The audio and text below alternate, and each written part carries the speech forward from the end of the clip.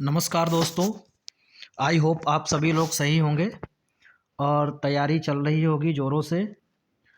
जैसा कि सभी को पता है हम लोग केवीएस के लिए प्रिपरेशन कर रहे हैं और अभी ये जो वीडियो है, ये वीडियो मैं बनाने जा रहा हूँ आपका पेडागोजी जो पीजीटी में 2018 में पूछी गई थी।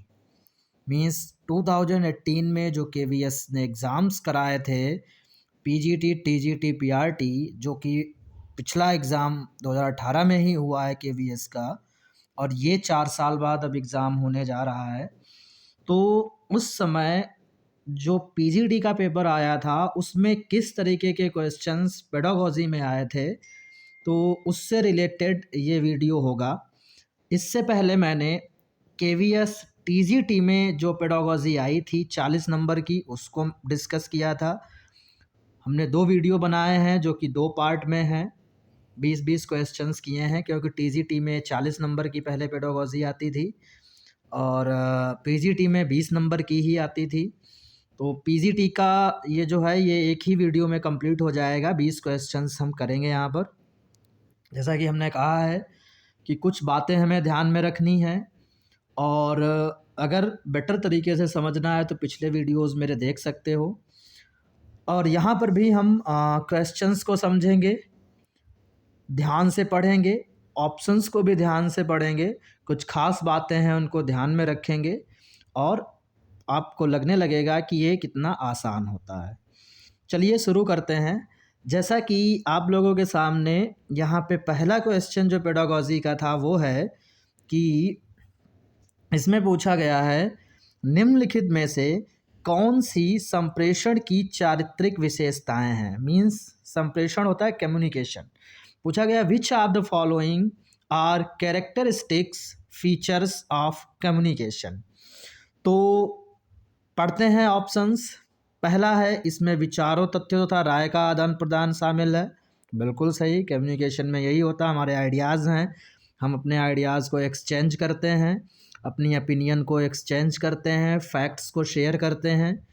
यह एक सतत प्रक्रिया है, it is a continuous process. ये भी बिल्कुल सही है, ये कम्युनिकेशन कंटिन्यूअस चलता रहता है हमेशा। यह शाब्दिक और गैर शाब्दिक दोनों प्रकार का होता है। बिल्कुल, या शाब्दिक भी होता है और गैर शाब्दिक भी होता है, दोनों प्रकार का होता है ये। फिर उसके बाद नेक्स्ट है, यह प्रकृति में समकालिक होता है, it is सिंक्रोनुअस in nature.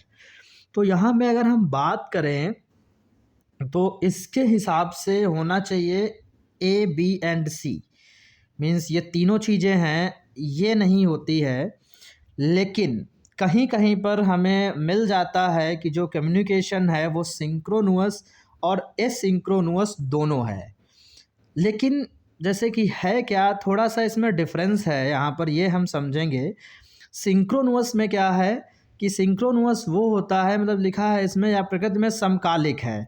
Means जिस समय हमने किसी से कुछ पूछा उसी समय रिप्लाई आना चाहिए, उसको सिंक्रोनुअस कहते हैं। Means face to face conversation होना चाहिए, उसे कहते हैं सिंक्रोनुअस। अब होता क्या है, ये ज़रूरी नहीं है सिंक्रोनुअस ही हो, क्योंकि कई बार मेल के माध्यम से, स्पीड पोस्ट के माध्यम से या कई ऐसे टेक्स्ट मैसेज के माध्यम से हम करते हैं कम्युनिकेशन।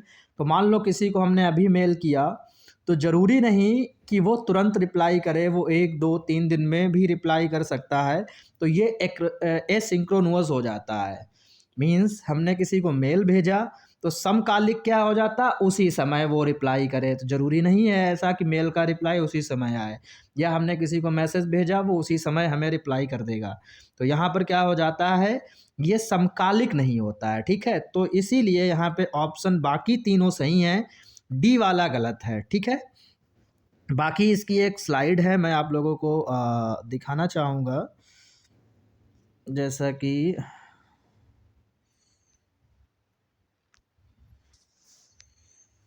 वेट करिए ज़रा, अब हम कम्युनिकेशन को यहाँ पे कवर कर लेंगे और कम्युनिकेशन से कम 3 से 4 क्वेश्चंस आए हैं। तो जैसा कि यहाँ पे लिखा है, communication is a two way traffic, two way traffic होता है। क्यों? क्योंकि इसमें सेंडर और रिसीवर दोनों होते हैं। मीन्स हमने कुछ कहा, किसी ने सुना, फिर उसको वो कहेगा, तो टू वे ट्रैफिक है, टू वे प्रोसेस है। और जैसा कि यहाँ पे लिखा है आपका, it is a continuous and unending process. ये कंटिन्यूअस सतत प्रक्रिया है, कभी ना ख़त्म होने वाली प्रक्रिया है। It is a short lived process and last till the other person understand the message. ये भी है कि जैसे कई बार क्या होता है, it is a short lived process and last, जैसे कि हमने किसी को कुछ बात कहा, जब उसने रिप्लाई कर दिया तो वहीं पे वो जो मैसेज है उसका एंड हो जाता है, फिर हम आगे कम्युनिकेट करते हैं। The main purpose of communication is to make the message understandable to others. फिर it aims at achieving the organisational objectives, it dispels the misunderstanding between persons. तो ये है इसके कुछ फीचर्स। तो ये कंटिन्यूअस प्रोसेस है, टू वे प्रोसेस है, इसमें आइडियाज़ को हम एक्सचेंज करते हैं। ये वर्बल नॉन वर्बल दोनों तरीके का होता है, क्योंकि साइन से भी हम बात करते हैं, कई बार इशारों से भी कम्युनिकेशन होता है, तो वहाँ पे क्या है, ये हम उसको नॉन वर्बल कहेंगे। फिर पर्पज़ ऑफ कम्युनिकेशन, जैसा कि यहाँ पे ये दिया है इस स्लाइड में, क्योंकि क्वेश्चंस बहुत आते हैं तो हम यहाँ पे समझेंगे। Conveying the right message to persons concerned. फिर coordinating the effort of all those who are engaged in the business. Then development of managerial skill and understanding. Next है maintaining good industrial relations. Next है assessing the effectiveness of policies, practices, behaviour and procedures. तो ये था इसका पहला question से related material. आगे एक क्वेश्चन आने वाला है जो इसमें पूछा गया था, तो ये है, मतलब यहाँ पे क्या होता है कि the 7 C's of communications. Communications की 7 C's होती हैं और 4 S होते हैं। अब ये चीज़ क्या होती है, जैसे कि इसमें क्या क्लैरिटी होनी चाहिए, clear, means the message should be simple and clear, ठीक है। क्रेडिबल होना चाहिए, the message should be received as reliable and trustworthy. Trustworthy होना चाहिए, जिसको क्रेडिबल कहते हैं, विश्वसनीय होना चाहिए। देन उसके बाद है करेक्ट। ये 7 C's क्या हैं? देन करेक्ट होना चाहिए, ये क्वेश्चन आया इसलिए मैं बता रहा हूँ। 7 C's, कंसिस्टेंट, कंसिस्टेंट होना चाहिए, कंसाइज होना चाहिए। नेक्स्ट है आपका कंक्रीट होना चाहिए, ठीक। फिर कोर्टियस होना चाहिए। ये 7 C's हैं। Then the 4 S's of communication. अब ये 4 S's क्या हैं? शॉर्ट होना चाहिए, ब्रीफ और इफेक्टिव होना चाहिए, सिंपल भी होना चाहिए, सिंप्लिसिटी की बात होनी चाहिए, मतलब ज़्यादा हमें खींचना नहीं है, सिंपल वर्ड्स में हमें अपनी बात कह देनी है। स्ट्रॉन्ग होना चाहिए, सिंसियर होना चाहिए, ठीक है, स्ट्रॉन्ग एंड सिंसियर। तो इसके मतलब 7 C's होती हैं इसमें, और 4 S, मतलब ये जो जितने भी वर्ड अभी देखे ये S से स्टार्ट होते हैं, और ऊपर जो वर्ड थे वो सब C से स्टार्ट है, इसलिए इसमें 7 C's होती हैं और 4 S होते हैं, सॉरी हाँ 4 S होते हैं। तो ये 2 क्वेश्चंस इसमें कम्युनिकेशंस के थे।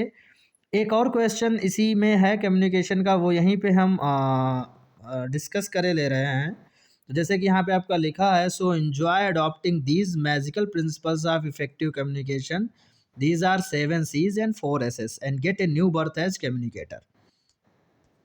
नेक्स्ट इसमें पूछा गया था, ग्रेप वाइन कम्युनिकेशन को क्या कहते हैं। एक आगे क्वेश्चन अभी आएगा आपका, ग्रेप वाइन कम्युनिकेशन पूछा गया है, तो उसको भी इसी स्लाइड में हम डिस्कस करे ले रहे हैं। जैसे कि ग्रेप वाइन क्या होता है, इनफॉर्मल कम्युनिकेशन, जैसे the casual social interaction, casual की बात करी गई, casual social interaction between the people within the organisation is known as grape vine communication.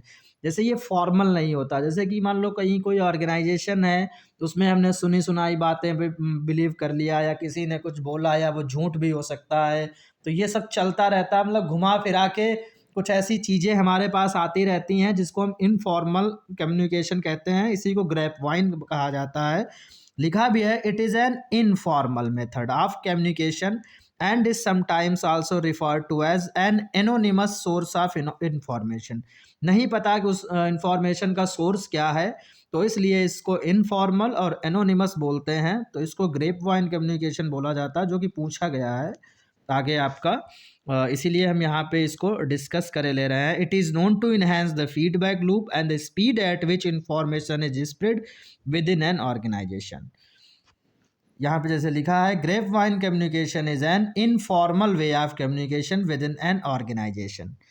मतलब इनफॉर्मल होता है, कहीं से भी हमें नहीं पता वो बात किसने कही, और वो बात र्यूमर है, वो घूम रही है इधर उधर, तो उसको हम ग्रेप वाइन कम्युनिकेशन कहते हैं। This kind of communication links the whole organisation quickly. It occurs when there is no defined path और route for sharing information from one person to another. It assists in organizational growth through both external and internal channels. Grapevine communication is more prevalent at the lowest level of the organization. It does not adhere to the prescribed framework. ठीक है, तो ये जो है informal communication को हम grep vine communication कहते हैं। ये आगे क्वेश्चन आएगा, आप लोग इसको देखिएगा। तो पहला क्वेश्चन हो गया। तो कम्युनिकेशन से रिलेटेड 3-4 क्वेश्चन है, उसको हमने स्लाइड में डिस्कस कर लिया।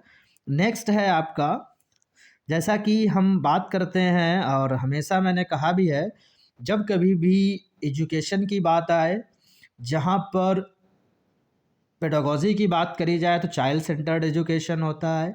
और चाइल्ड सेंटर्ड एजुकेशन हमेशा एक्टिविटी बेस्ड होती है, प्लेवे बेस्ड होती है। वहाँ पर हम टीचर अपनी चीज़ों को थोप नहीं सकता है, ऑर्डर नहीं दे सकता है, इंस्ट्रक्शन नहीं दे सकता है।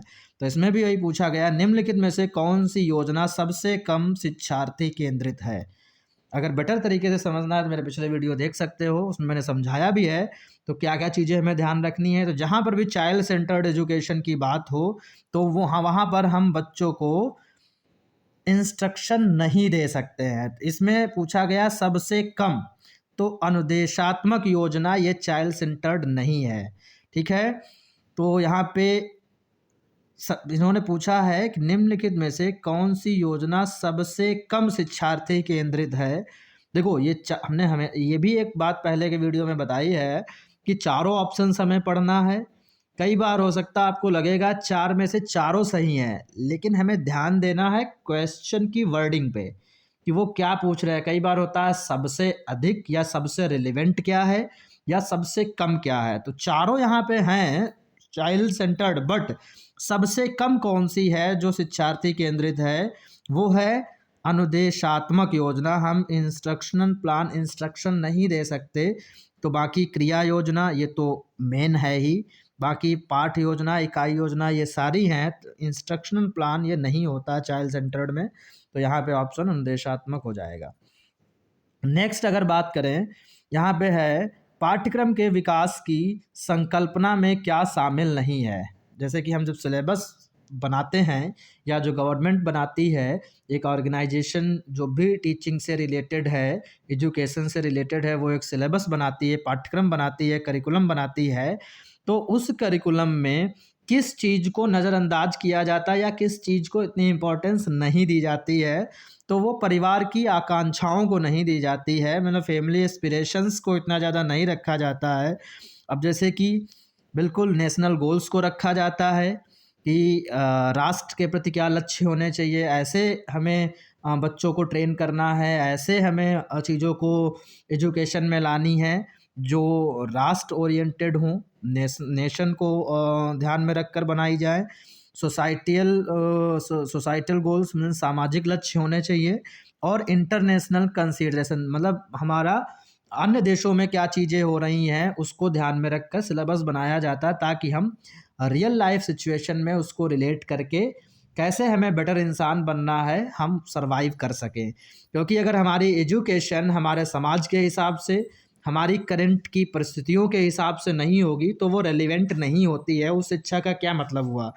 तो यहाँ पर सबसे कम जो है उसको ध्यान में परिवार की आकांक्षाओं को नहीं रखा जाता है। हमें राष्ट्र की बात करनी होती, समाज की, फिर अंतर्राष्ट्रीय चीज़ों की बात करनी होती है। तो यहाँ पे पूछा गया है कौन सा शामिल नहीं है, तो परिवार की आकांक्षाएं आपका हो जाएगा, ये सही है। बाकी सारी चीज़ों को यहाँ में शामिल किया जाता है। फिर नेक्स्ट है ये, भौतिकी का प्रयोग करने के लिए एक विज्ञान प्रयोगशाला में अनिवार्य रूप से क्या होना चाहिए। ठीक है, लिखा है फॉर कंडक्टिंग फिजिक्स एक्सपेरिमेंट। जो फिजिक्स में जो एक्सपेरिमेंट प्रयोग किए जाते हैं, तो जो लेबोरेटरी होती है उसमें क्या आवश्यक रूप से नहीं होना चाहिए। देखो यहाँ पे जैसे बात करी गई, ये जो 4 ऑप्शन दिए, वैसे तो प्रयोगशाला में ये चारों चीज़ें होती हैं, लेकिन अनिवार्य रूप से अगर एक चीज़ ऐसी नहीं है तो उसकी वजह काम नहीं चलेगा, ये पूछा गया। तो ऐसी कौन सी चीज़ है जो अनिवार्यता होनी चाहिए, जिसके बिना कोई भी फिजिक्स का एक्सपेरिमेंट नहीं किया जा सकता? तो गैस कनेक्शन नहीं भी होगा तब भी कोई बात नहीं है, जल निकास प्रणाली नहीं भी होगी तब भी कोई बात नहीं है, प्राकृतिक रोशनी और संवातन की उपलब्धता नहीं भी होगी, मान लो नेचुरल लाइट नहीं भी है, चलो हम अपना बल्ब जला लेंगे, ठीक है, तो प्रदर्शन मेज अगर नहीं है तो काम नहीं चलेगा। तो यहाँ पे क्या होना चाहिए, डिमॉन्स्ट्रेशन टेबल होनी चाहिए, क्योंकि उसी टेबल पे रखकर हम फिजिक्स में सारे एक्सपेरिमेंट करते हैं। तो प्रदर्शन मेज जरूरी है, अगर ये मेज नहीं होगी तो फिर एक्सपेरिमेंट आप नहीं कर पाओगे। बाकी चीज़ें अगर तुम्हारी नहीं भी हैं तब भी काम चल जाएगा, ठीक है। तो इसका डी ऑप्शन हो जाएगा। नेक्स्ट है, पूछा गया विशेष आवश्यकता वाले बालकों के लिए प्लस पाठ्यक्रम का क्या अर्थ है, ठीक है। मीन्स विशेष आवश्यकता वाले बालकों के लिए प्लस पाठ्यक्रम का क्या अर्थ है, means what is meant by plus curriculum for special needs children. तो जो स्पेशल नीड्स चिल्ड्रन होते हैं, ऑप्शन पढ़िए पहला, विशेष आवश्यकता वाले बच्चों के लिए अतिरिक्त पाठ्यक्रम, बिल्कुल ऐसा नहीं होना चाहिए। ऐसे कौशल क्षेत्रों पर आधारित पाठ्यक्रम जो विशेष आवश्यकता वाले बालकों की विशेष कठिनाइयों के प्रति विशिष्ट हो, बिल्कुल यही सही है कि ऐसे कौशल क्षेत्रों पर बात करनी चाहिए पाठ्यक्रम में जो ऐसे बच्चे हैं स्पेशल नीड्स वाले, तो उनकी जो स्पेशल नीड्स हैं उनको ध्यान में रखकर कि उनको कैसे फुलफ़िल किया जाए, तो स्पेसिफ़िक वो चीज़ें होनी चाहिए। तो ये बिल्कुल करेक्ट ऑप्शन है, तो इसका ऑप्शन नंबर 2 हो जाएगा। तीसरा पढ़ते हैं, विशेष आवश्यकता वाले बालकों के लिए एक रूपांतरित पाठ्यक्रम, ऐसा भी नहीं है। अगर एक मॉडिफाइड सिलेबस होगा तब भी वो नहीं कर पाएंगे, क्योंकि हम बात करते हैं इंक्लूसिव एजुकेशन की, और इंक्लूसिव एजुकेशन में हमें साथ में पढ़ाना है बस जो उनको कुछ चीज़ें उनको ज़रूरत है। जैसे अब होता क्या है, विशेष आवश्यकता वाले बच्चे, जैसे मान लो मूक बधिर है, दिखाई नहीं पड़ता है, सुनाई नहीं पड़ता है, मतलब गूंगे बहरे या इस तरीके के लोग जो होते हैं विजुअली इम्पेयर्ड, तो उनको कहा जाता है। तो इनके लिए जैसे आजकल बहुत सारी चीज़ें चलाई गई, ब्रेल लिपि चलाई गई है, मतलब ये सारी चीज़ें हैं, तो वो ज़्यादा अगर इन चीज़ों को समाहित किया जाए, और स्पेशली प्लस करिकुलम इन्हीं के लिए फ्रेम भी किया गया है। तो यहाँ पे ऑप्शन 2 हो जाएगा। चौथा, विशेष आवश्यकता वाले बालकों के लिए पाठ अथवा शैक्षिक विषय वस्तु। तो इसको भी देखते हैं, मैंने इसका भी एक डिटेल में स्लाइड बनाई है, तो उसको हम बात कर लेते हैं।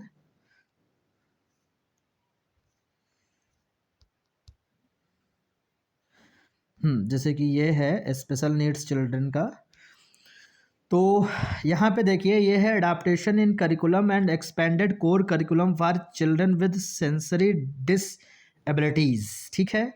तो यहाँ पे दिया है जैसे adaptation are needed to make it more suitable for student with special needs in the inclusive classroom. जैसे इंक्लूसिव क्लासरूम में उनको समाहित करके ही पढ़ाना है, लेकिन उनको स्पेशल नीड चाहिए। तो 3 की areas of consideration are how the curriculum is presented, how students are required to respond and how their efforts are evaluated। तो इनमें जो है जैसे कि बच्चे कैसे होते हैं, विजुअल इम्पेयरमेंट होते हैं। विजुअल इम्पेयरमेंट में टू टाइप्स के हैं। एक होते हैं blind and children with low vision, ठीक है, जिनको दिखाई नहीं पड़ता, जिनको ब्लाइंड कहते हैं। तो इसमें क्या होता है, ब्रेल लिपि एक होती है। ब्रेल और recorded tapes must be the medium of instruction and for children with low vision, ठीक है। तो फिर क्या है, विजुअल इम्पेयरमेंट में जैसे ये बहुत सारी चीज़ें हैं इसमें दिया गया है। अब जैसे कि जो मेन बात है प्लस करिकुलर एक्टिविटीज़, ये हैं कि प्लस पाठ्यक्रम होता क्या है। तो ये है plus curricular activities. Plus curricular activities are meant for providing compensatory experiences to visually impaired children in inclusive education programmes. Plus curriculum means development of skills specific to blindness such as braille reading, braille writing, orientation and mobility, daily living skills, essentially training and use of mathematical device such as tailor's frame and abacus। तो Braille लिपि का जैसे development किया गया, तो वो ऐसे ही special needs वाले बच्चों के लिए किया गया है। ठीक है। तो प्लस करिकुलर एक्टिविटीज़ किसके लिए होती हैं? विशेष आवश्यकता वाले बच्चों के लिए। जैसे टेलर अर्थमेटिक फ्रेम बनाया गया, अबेकस बनाया गया है, कंपेंसेटरी स्किल्स है, ओरिएंटेशन मोबाइलिटी है। तो यहाँ पर भी जैसे कि लिखा है, plus curriculum means the development of skills specific to blindness such as Braille reading, Braille writing, orientation and mobility, daily living skills, sensory training and use of mathematical devices such as Taylor's frame and abacus. ठीक है। तो the need for a plus curriculum based on the common goals for achieving arithmetic competence equally for sighted arid children with visual impairment in warranted curriculum on skill areas that are specific to special difficulties of CWSN, concretized experiences at the lower levels leading to more formal and abstract experience at higher level will help the child with visual handicap to acquire arithmetic competence and comparative level to his sighted peer. So hence we can conclude that plus curriculum for special needs children curriculum on skill areas which are specific to special difficulties of CWSN. ठीक है। Child with special needs, CWSN का मतलब है child with special needs. तो जो plus कार्यक्रम है वो किसके लिए है? मतलब वो जो स्पेशल नीड्स वाले बच्चे उनके लिए चलाया जाता है। तो उनके हिसाब से जो फ्रेम किया जाता है, तो इसका ऑप्शन 2 हो जाएगा कि curriculum on skills areas which are specially to special difficulties of CWSN। तो ऑप्शन 2 इसका सही हो गया। अब यहाँ पे जैसे अनुपूरक शिक्षक सामग्री का उद्देश्य है। अनुपूरक किसे कहते हैं? Supplementary learning material. जैसे सप्लीमेंट्री लर्निंग मटेरियल है तो उसका क्या होता है? तो जैसे कि मान लो एक तो सिलेबस है, लेकिन उसके साथ सप्लीमेंट्री कुछ दिया जाता है जिससे कि बच्चे और अच्छी तैयारी कर सके। तो सप्लीमेंट्री का उद्देश्य क्या होता है? तो कम महत्वपूर्ण क्षेत्रों में सामग्री उपलब्ध कराना? नहीं, बिल्कुल नहीं। शिक्षार्थी की पुस्तक पढ़ने की रुचि को बढ़ाना? चलो ठीक है, कंसीडर कर लिया इसको। शिक्षार्थी की अनेक विषयों में रुचि को बढ़ाना? तो ये और भी अच्छा लग रहा है। तीसरा, अध्यापक द्वारा कवर न किए गए क्षेत्रों में सामग्री उपलब्ध कराना? ये बिल्कुल ही बेकार लग रहा है। तो यहाँ पे 2 जो है सही लग रहे हैं, ये भी नहीं सही, ये भी नहीं। तो मैंने बताया जब 2 ऐसे हों एक जैसे, उनमें भी हमें सेलेक्ट करना होता है जो सबसे ज़्यादा सही हो। तो तीसरा ऐसा है जिसमें कि अनेक विषयों की बात करी जा रही। अब अनुपूरक शिक्षण सामग्री बिल्कुल हर सब्जेक्ट में अलग से दी जाती है, तो वो अनेक विषयों में रुचि को बढ़ाना यहाँ पे सही सबसे है। तो ऑप्शन 3 जो है इसका सही हो जाएगा। नेक्स्ट, जैसा कि अभी हमने डिस्कस किया था, आप लोगों को दिखाया भी था, क्वेश्चन भी आ गया। यह सुझाव दिया जाता है कि अध्यापक निम्नलिखित 7 C's एंड 4 S द्वारा अपने संप्रेषण में सुधार कर सकता है। अभी मैंने स्लाइड दिखाई थी, 7 C's एंड कितने 4 S, पीछे देख लेना। नेक्स्ट है, एक विज्ञान के शिक्षक ने शैक्षणिक सत्र के आरंभ में एक ग्रामीण विद्यालय में कार्यभार संभाला। उन्हें निम्नलिखित में से कौन से परीक्षण का प्रयोग करना चाहिए? जैसे कि ये दिया गया है, science teacher had joined A rural school at the beginning of the academic session. मान लो एक साइंस टीचर है और उसने स्टार्टिंग में, एकेडमिक सेशन के स्टार्टिंग में ही एक रूरल स्कूल ज्वाइन किया, तो सबसे पहले वो कौन सा टेस्ट करेगा? तो हमेशा क्या होता है, जब भी हम किसी स्कूल में जाते हैं तो हमें ये पता लगाना होता है कि बच्चे कहाँ पे स्टैंड कर रहे हैं, कौन से उनमें कमियां हैं, कहाँ पे उनको सुधार करने की ज़रूरत है। इसके लिए डायग्नोस्टिक टेस्ट किया जाता है। तो नैदानिक परीक्षण उसे, क्योंकि डायग्नोस्टिक टेस्ट के आधार पर ही हम क्या करते हैं, रेमेडियल टीचिंग का प्रावधान है कि रेमेडी चलाते हैं कि कहाँ पर कमियां हैं उनको सुधारते हैं। तो जब तक हमें बच्चों के बारे में पता नहीं होगा तो तब तक हम उनके उस एरियाज़ पे काम नहीं कर पाएंगे। तो नैदानिक परीक्षण हो जाएगा। एक है जैसे अचीवमेंट टेस्ट। अचीवमेंट टेस्ट कब होता है? जब हम कुछ पढ़ा चुके होते हैं, कुछ ऐसी चीज़ें हैं, कुछ सिलेबस है, करिकुलम है, या कुछ ऐसी टेक्टिक्स हैं, कुछ ऐसी नीतियां हैं जिनको हमने यूज किया होता है क्लासरूम में, फिर हम टेस्ट लेते हैं कि तब ये देखने के लिए कि बच्चों ने कहाँ तक उस चीज़ को पाया। तो अचीवमेंट टेस्ट हमेशा बाद में होता है। ठीक है। तो यहाँ पे स्टार्टिंग में नैदानिक परीक्षण होता है, तो सेकेंड ऑप्शन सही हो जाएगा। नेक्स्ट फिर हम बात करते हैं, एक अच्छी शिक्षण सहायक सामग्री की अनिवार्य विशेषता है कि अच्छी जो शिक्षण सामग्री है वो कैसी होनी चाहिए? कम लागत की होनी चाहिए, या लोकप्रिय होनी चाहिए, या अधिकतम ज्ञानेंद्रियों की भागीदारी होनी चाहिए उसमें, या संभालने में आसान होनी चाहिए। तो कौन सा ऑप्शन पढ़ने में अच्छा लग रहा है? अधिकतम ज्ञानेंद्रियों की भागीदारी। जितना ज़्यादा हम मैक्सिमम सेंसेस का उसमें पार्टिसिपेट करेंगे उतना ज़्यादा हम सीखेंगे। तो यहाँ पे तीसरा ऑप्शन हो जाएगा। ठीक है। नेक्स्ट है पाठ योजना का क्लासिकल प्रारूप है, याद करने वाला रटने वाला है। हर्बर्ट ने दिया था, हर्बर्ट का क्लासिकल प्रारूप है। कहीं कहीं मिलता है इन्होंने 5 स्टेप्स दिए थे, कहीं कहीं मिलता है 8 स्टेप्स दिए हैं। तो इसको पढ़ लेना, ठीक है। बाकी मैं इसको शेयर कर दूंगा, इसका भी क्लासिकल प्रारूप मैंने PDF पढ़ी है, मैं भेज दूंगा उसको। फिर है ग्रेप वाइन संप्रेषण, अभी मैंने दिखाया था ग्रेप वाइन संप्रेषण, ज़्यादा टाइम नहीं लूँगा। तो यहाँ पे इनफॉर्मल, जैसा कि मैंने बताया था, एक बार मैं बता चुका हूँ उसको, पीछे का वीडियो देख लेना। तो इनफॉर्मल कम्युनिकेशन को ग्रेप वाइन कम्युनिकेशन बोलते हैं। नेक्स्ट है कि ये शायद अभी मैंने जब TGT का पेपर किया था उसमें भी एक क्वेश्चन आया था, और यहाँ पर भी है। दूरसंचार और मीडिया उद्योग में सेवाओं, विषय वस्तु, पेशकश और संचार के माध्यमों को एक मुख्य प्रौद्योगिकी के अंतर्गत लाने की प्रक्रिया को क्या कहते हैं? Means the phenomenon of telecommunication and media industry to integrate services, content offering and means of communication under, मतलब सारी चीज़ों को कन्वर्ज एक में बना लेना है, तो उसको अभिसारिता बोलते हैं। ठीक है, कन्वर्ज कर लेना। तो इनको सबको एक में मिला के उस प्रोसेस को क्या बोला जाता है? कन्वर्जेंस। नेक्स्ट है, ये तो आसान सा क्वेश्चन है, सभी लोग कर लोगे, कि एक बालक जो डॉग को गॉड या बैट को टैब पढ़ता है तो निम्नलिखित में से किस प्रकार की निःशक्तता है? तो जैसे कि मूवी सभी ने देखी होगी तारे जमी पर। तो तारे जमी पर मूवी में एक बच्चा होता है जिसको अक्षर कुछ अलग ही दिखाई पड़ते हैं। तो जब ऐसी कोई बीमारी हो उसको डिसलेक्सिया बोलते हैं।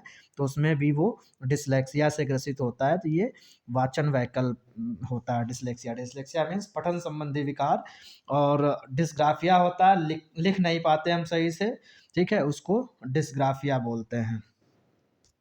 नेक्स्ट, पाठ्यक्रम बनाने में कक्षा स्तर के अनुसार विषय वस्तु को विभाजित करने का काम किसके अंतर्गत आता है? तो ये भी आसान है, समझ के कर सकते हो। जैसे कि इन्होंने पूछा है, जब हम सिलेबस बनाते हैं तो हर क्लास के अकॉर्डिंग सब्जेक्ट, मतलब उसमें थीम रखते हैं, विषय वस्तु को रखते हैं। मीन्स क्या है? In curricular construction the act of dividing content, जो कंटेंट रखा जाता है तो हर क्लास के अकॉर्डिंग रखा जाता है, उसके लेवल के हिसाब से रखा जाता है, जिसको क्या कहते हैं? तो बिल्कुल विषय वस्तु का श्रेणीकरण, ग्रेडेशन, कि श्रेणी के हिसाब से रखना। कक्षा 1 में हमें क्या रखना है? तो बच्चों को ध्यान में रखकर उनके हिसाब से ग्रेडिंग का रखना है। सेकंड में थोड़ा सा लेवल बढ़ाना है, थर्ड में थोड़ा सा और बढ़ाना है। तो ऐसे करके हर क्लास में लेवल को बढ़ाते जाना है। तो ये हो जाता है विषय वस्तु का श्रेणीकरण। ठीक है। नेक्स्ट, एक बहुस्थलीय अध्यापक वह होता है, मीन्स एक बहुस्थलीय, an itinerant teacher is one who is. तो बहुस्थलीय की बात है, जैसे कि बहुस्थलीय अगर होगा, बहुस्थलीय का मतलब होता है उसने कई जगह काम किया, या कई जगह का, हर स्थान का उसको नॉलेज है, या अलग अलग जगह से वो काम करके आया है।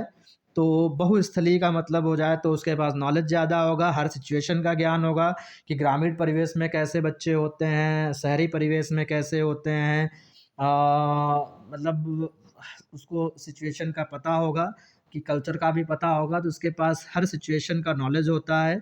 तो वो क्या होगा कि विभिन्न समावेशी एकीकृत विद्यालयों में विशेष सेवाएं देने के लिए योग्यता प्राप्त हो।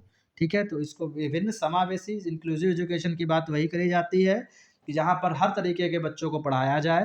तो चाहे वो जैसे हों, चाहे जिस क्षेत्र से हों, एक पश्चिम बंगाल से हो सकता है, एक आपका उत्तर प्रदेश से हो सकता है, कर्नाटक से हो सकता है, अलग अलग जगह से, या अलग अलग तरीके के बच्चे, उनको जब एक साथ पढ़ाया जाता है तो उसको समावेशी शिक्षा बोलते हैं, उसको एकीकृत विद्यालय बोलते हैं।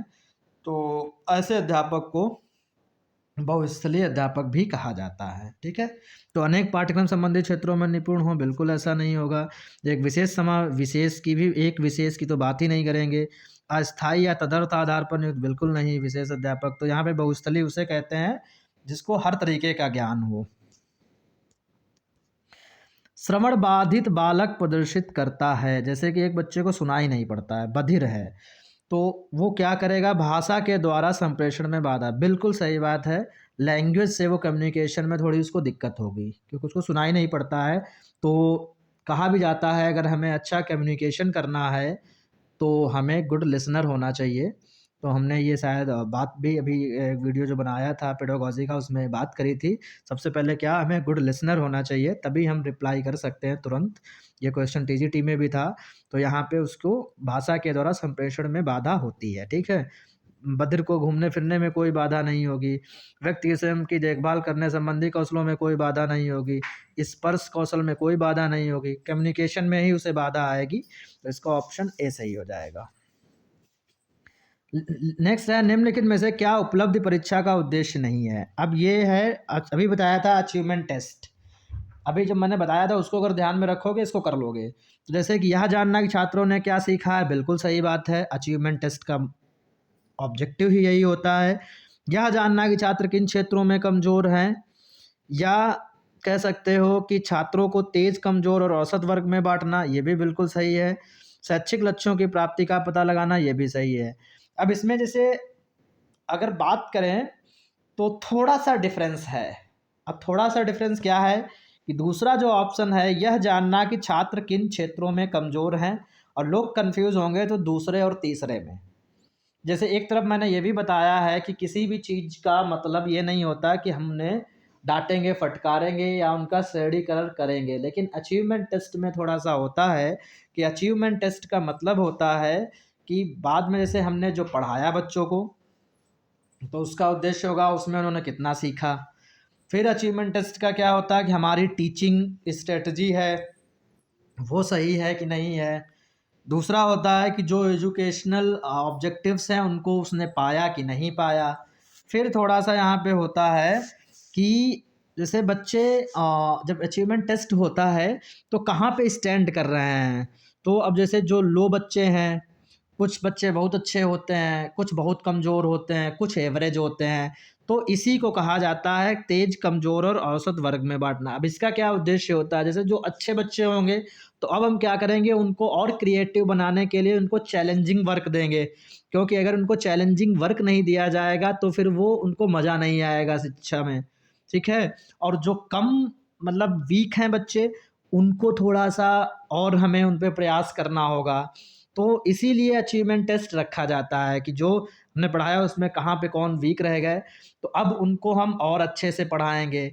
तो इसीलिए थोड़ा सा ये किया जाता है अचीवमेंट टेस्ट में।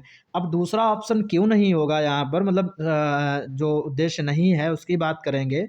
तो यह जानना कि छात्र किन क्षेत्रों में कमज़ोर हैं, इसमें केवल यही है कि किन क्षेत्रों में कमज़ोर है। अचीवमेंट टेस्ट का ये मतलब नहीं होता है, ये होता है तुम्हारा डायग्नोस्टिक का। जब हम स्टार्टिंग में आते हैं, डायग्नोसिस पता लगाते हैं कहाँ पे वो वीक हैं, वो डायग्नोस्टिक टेस्ट होता है, न कि अचीवमेंट टेस्ट। तो ये चीज़ ध्यान रखनी है। तो इसमें जो सही ऑप्शन होगा वो 2 हमें करना है, क्योंकि पूछा गया उद्देश्य नहीं है। तो इसका जो ऑप्शन हो जाएगा वो कौन सा हो जाएगा, ऑप्शन नंबर 2, यह जानना कि छात्र किन क्षेत्रों में कमज़ोर हैं। चलिए इसकी भी एक स्लाइड है, उस पे बात कर लेते हैं हम।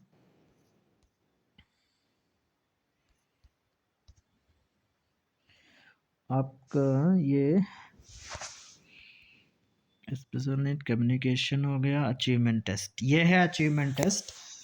तो अचीवमेंट टेस्ट की जैसे कि बात करेंगे तो यहाँ पे जैसा लिखा है इनके ऑब्जेक्टिव्स क्या होते हैं, ये है वस्तुनिष्ठ परीक्षण, ये है अचीवमेंट टेस्ट। तो पहला ही लिखा है श्रेणी विभाजन, इसमें हमें कुछ दिमाग ही नहीं लगाना, पहला ही दिया है श्रेणी विभाजन भी होती है कि ये परीक्षाएं छात्रों की योग्यताओं का मूल्यांकन करने की सबसे निर्दोष विधि है, ठीक है। तो इसमें कोई दोष नहीं है, अतः इसका प्रयोग करके छात्रों को अति उत्तम ढंग से विभिन्न श्रेणियों में विभाजित किया जा सकता है, ठीक है। तो हमारा जवाब हमें मिल गया। वर्गीकरण, क्लासिफिकेशन, इन परीक्षा में जो छात्रों को जो अंक प्राप्त होते हैं उनके मानसिक स्तरों का सहज ही अनुमान लगाया जा सकता है, अतः उन्हें शिक्षण के लिए अपने मानसिक स्तरों के अनुकूल वर्गों में स्थान दिया जाता है, ठीक है। नेक्स्ट है, अब इसी में एक और अभी गुड टेस्ट पे क्वेश्चन आया, उस पर मैंने स्लाइड बनाई है, इसको बाद में चलो डिस्कस करेंगे हम, इसको हम बाद में डिस्कस करेंगे, ठीक है। अभी आते हैं इस स्लाइड पे। तो इसमें पता चल गया ना क्या होगा कि 2 हो जाएगा, बाकी तीनों इसके उद्देश्य होते हैं।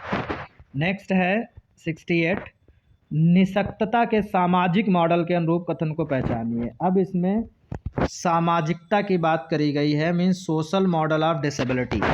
तो इसके कथन को पहचानना है तो हमें है क्या करना है, देखिए पहला है क्षति को चिकित्सा या अन्य उपचारों से ठीक किया जाना चाहिए, सामाजिक मॉडल की बात है तो ये नहीं होगा। दूसरा है निःशक्तता समाज के व्यवस्थित होने के तरीके से उत्पन्न होती है, ठीक है, निःशक्तता समाज के व्यवस्थित होने के तरीके से उत्पन्न होती है। क्षति ध्यान केंद्रित होती है। Disability is caused by the way society is organised. तो दूसरा वाला ऑप्शन हम इससे इंग्लिश से सही समझ सकते हैं। यहाँ पे कहा गया disability is caused by the way society is organised, जिसे इसमें तो लग रहा है पॉजिटिव है, लेकिन यहाँ पे इंग्लिश को पढ़ेंगे तो हमें समझ में आ रहा कि डिसेबिलिटी उस चीज़ पे डिपेंड करती है कि किस तरीके से हमारा समाज बना हुआ है, क्योंकि सामाजिक मॉडल की बात करी गई। तो disability is caused by the way society is organised. फिर है impairment is the focus of attention. फिर है the children are valued in their own right, बच्चे अपने आप में ही महत्वपूर्ण होते हैं, बिल्कुल सही है।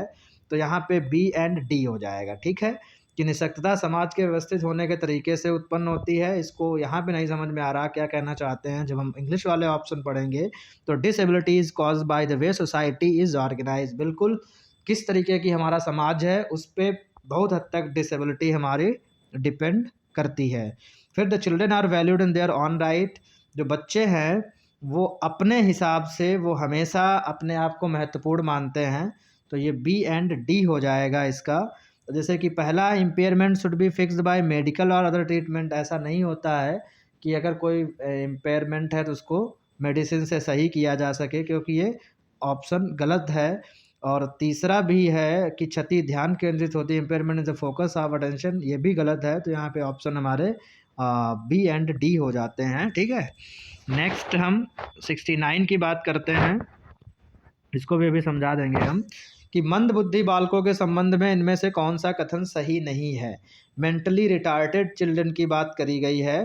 तो पहला है उनमें सामान्यीकरण की योग्यता का अभाव होता है, बिल्कुल सही बात है, होता है उनमें ऐसा। उन्हें अमूर्तीकरण में कठिनाई आती है, बिल्कुल सही बात है, वो नहीं समझ पाते हैं, difficulty of in abstraction feel करते हैं वो इसको। इनकी संप्रेषण योग्यता खराब होती है, ये भी सही बात है। वे कारण प्रभाव संबंध को समझ सकते हैं, इसको बिल्कुल ये मतलब नहीं कर सकते वो, ठीक है, वे कारण प्रभाव संबंध को नहीं समझ सकते। अगर इसी को समझ लेते तो फिर मेंटली रिटार्टेड कैसे होते हैं, क्योंकि तो बुद्धिमान व्यक्ति का काम होगा, जिसके पास नॉलेज होगा, जिसके पास बुद्धि होगी, ये उसकी बात हो गई जो कारण प्रभाव संबंध को समझेंगे। तो यहाँ पे इस ऑप्शन में यही पूछा गया कौन सा कथन सही नहीं है, तो यही सही नहीं है कि वो कारण प्रभाव संबंध को समझ सकते हैं, ठीक है, ये बिल्कुल गलत है। अब इसको हम थोड़ा देख लेते हैं। मेंटली रिटार्टेड पे भी हमने बनाया है कुछ, मतलब बनाया क्या, वो कलेक्ट किया है।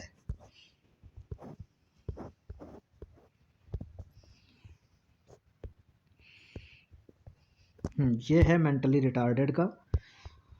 जैसा कि यहाँ पे आप देख सकते हो मंदबुद्धि बालक की विशेषताएं। तो मंदबुद्धि बालक की विशेषताओं में लिखा है कि विभिन्न लेखकों ने मंदबुद्धि बालक की विभिन्न विशेषताओं का उल्लेख किया है। उनमें से मुख्य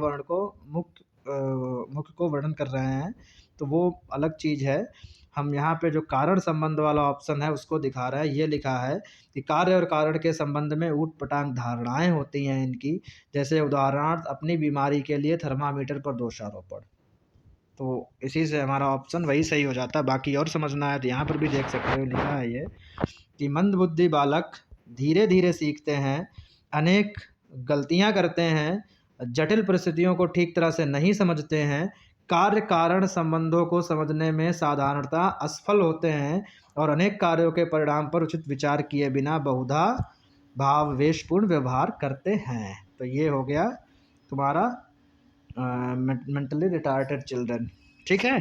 तो ये कुछ हैं उनका, कैसे उनका शिक्षा होती है, तो ये मैं PDF शेयर कर दूंगा, आप लोग देख लेना ग्रुप में। नेक्स्ट है तो इससे समझ में आ गया ना हमारा ऑप्शन कौन सा हो गया। चौथा ऑप्शन बिल्कुल सही है, वो मेंटली रिटार्टेड का फीचर नहीं है, ठीक है। मतलब ये कारण प्रभाव संबंध को समझ सकते हैं, ये गलत लिखा है। अच्छी परीक्षा में क्या नहीं होना चाहिए, मतलब गुड टेस्ट, ये अभी मैंने एक पीडीएफ दिखाई थी। तो गुड टेस्ट में क्या नहीं होना चाहिए, तो व्यक्तिपरता नहीं होनी चाहिए, मतलब सब्जेक्टिविटी नहीं होनी चाहिए। सब्जेक्टिविटी का मतलब है कि इंसान के हिसाब से पेपर नहीं बनाना चाहिए, इंडिविजुअल नहीं बनाना चाहिए, हमें सभी का ध्यान रखना चाहिए। तो पहला है वस्तुनिष्ठता हो जाएगा, विश्वसनीयता भी हो जाएगा, विधि मान्यता भी हो जाएगा, तो तीनों हैं, ठीक है। तो क्या नहीं होना चाहिए, व्यक्तिपरकता नहीं होनी चाहिए, बाकी सारी होनी चाहिए। जैसे कि इसको भी हम बात कर लेते हैं कि गुड टेस्ट की क्या इसमें फीचर्स हैं। गुड टेस्ट, ये हमने इस पीडीएफ में इनको किया है, तो आप लोग देख लेना। ये हैं आपके गुड टेस्ट नीचे। तो गुड टेस्ट में वैलिडिटी होनी चाहिए, जो कि ऑप्शन दिया था, रिलायबिलिटी भी होनी चाहिए, ठीक है। फिर आपका जो है प्रैक्टिबिलिटी होनी चाहिए, यूजेबिलिटी मतलब उसका कितना यूज़ है, व्यावहारिकता क्या है उसकी, स्पेसिफिक एम्स होने चाहिए, सिंपलिसिटी होनी चाहिए, ठीक है। नेक्स्ट ऑब्जेक्टिविटी होनी चाहिए, ये भी ऑप्शन था। कंप्रिहेंसिवनेस होनी चाहिए, इंटरेस्टिंग होना चाहिए, इकोनॉमी होनी चाहिए, कन्वीनियंस होना चाहिए, ठीक है। डिफरेंशिएशन होना चाहिए, स्टैंडर्डाइज्ड होना चाहिए, नॉर्म्स होने चाहिए। तो ये आप लोग देख लीजिएगा, ये याद कठिनाई, एक ग्रेडेशन इन डिफ़िकल्टी भी होना चाहिए, मतलब एक क्रम में पहले कम कठिन, फिर उससे ज़्यादा कठिन, उससे ज़्यादा कठिन, ये भी होना चाहिए एक गुड टेस्ट में। मतलब ये नहीं कि एक ही जैसा होना चाहिए, तो इसका भी थोड़ा ध्यान रखना चाहिए। तो ये थे आप लोगों के कुछ क्वेश्चंस, और मैंने इनको डिटेल में समझाने की कोशिश करी है। अभी भी अगर कोई ऐसी दिक्कत है जो ना समझ में आया हो, तो वो आप हमसे पूछ सकते हैं। जैसे कि अच्छी परीक्षा में क्या नहीं होना चाहिए, तो व्यक्तिपरता नहीं होनी चाहिए, व्यक्तिपरकता नहीं होनी चाहिए, बाकी सारी चीज़ें होनी चाहिए। गुड टेस्ट तभी कहा जाएगा जब उसमें ऑब्जेक्टिविटी है, रिलायबिलिटी है, वैलिडिटी है, ठीक है। तो इसी के साथ ये 20 क्वेश्चंस आए थे आपके किसमें, पीजीटी में, पेडागोजी के। ऐसे ही क्वेश्चंस आते हैं केवीएस में, और हमने बताया इनको कैसे सॉल्व करेंगे, और मेरे पिछले भी वीडियोज़ हैं, उनको आप लोग देख सकते हैं। अब हम नेक्स्ट वीडियो लाएंगे पीआरटी की पेडागोजी पे। मिलते हैं नेक्स्ट वीडियो में, तब तक के लिए नमस्कार।